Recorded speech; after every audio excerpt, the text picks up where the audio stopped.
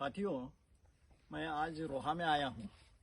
रोहा में हमारे बहुत ही प्रियजन श्री नितिन भाई के खेत पे मैं आया हूँ, नितिन पिंगड़ी जी। तो यहाँ पे 3 साल पहले मैं आया था तो कुछ नहीं, इक्का दुक्का पेड़ लगा हुआ था, ऐसे खुले खेत में घूमे जैसा घूम रहे थे। लेकिन जैसे जैसे हमारी चर्चाएँ होती गई, उसमें के काम की बातें वो लेते गए और आज आप देख सकते हैं कि ये सब आप पुष्कराज आप दिखा सकते हैं कि कितने पेड़ यहाँ पे लगे हैं। तो ये और कितने हरे भरे हैं। इसमें मैं एक और दिखाना चाहता हूँ।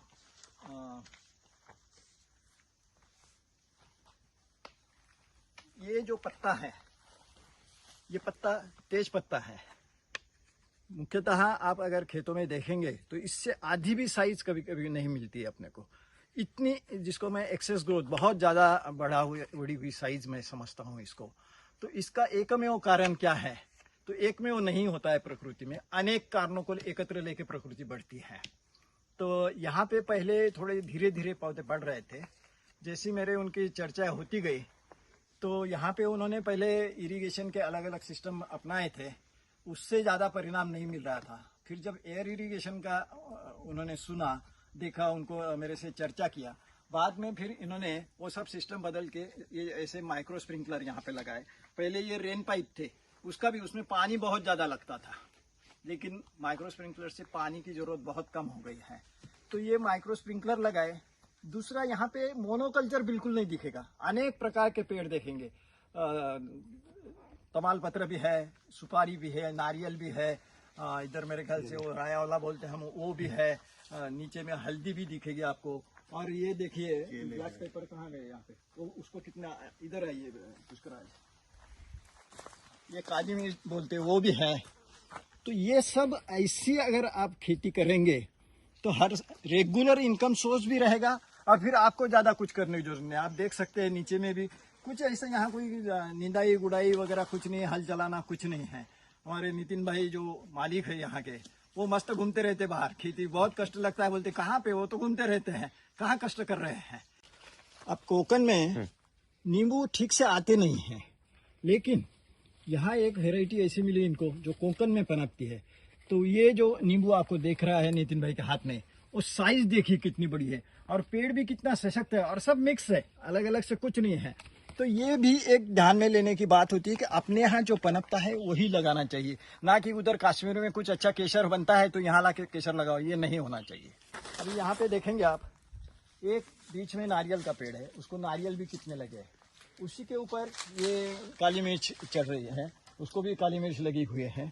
बाद में उधर हल्दी लगी हुई है वहाँ पे।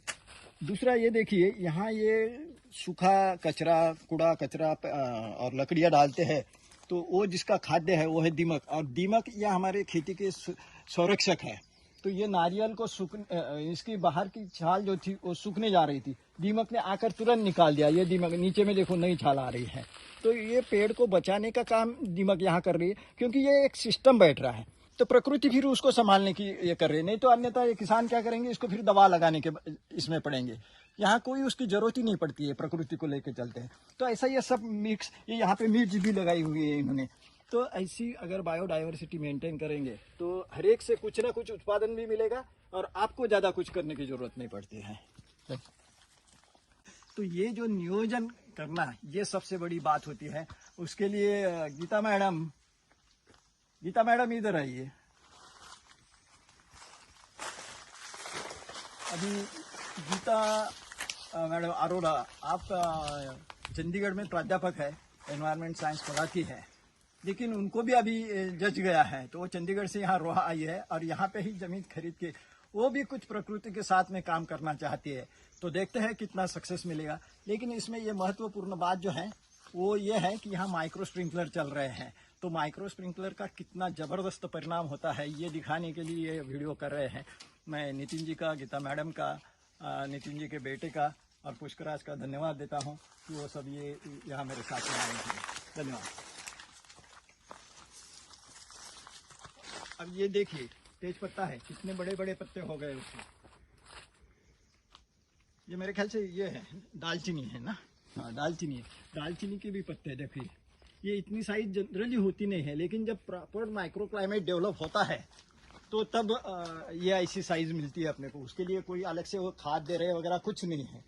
तो ये आप सब बातें ध्यान में लेके अगर खेती करते हैं तो मेरे जो हमेशा के कहना है कि खेती के लिए कष्ट भी लगते नहीं है और खेती के लिए खर्चा भी ज़्यादा आता नहीं है। तो उसका कारण ये है कि हम प्रकृति के नियमों के अनुसार चलते नहीं हैं। तो आप अगर प्रकृति को लेकर अगर ये सब डेवलपमेंट करेंगे, जिसको मैंने एक छोटा सा शब्द नियोजित किया है, फार्म आर्किटेक्ट के अनुसार नियोजन करते हैं, तो आपको करने की कोई ज़रूरत नहीं है। धन्यवाद।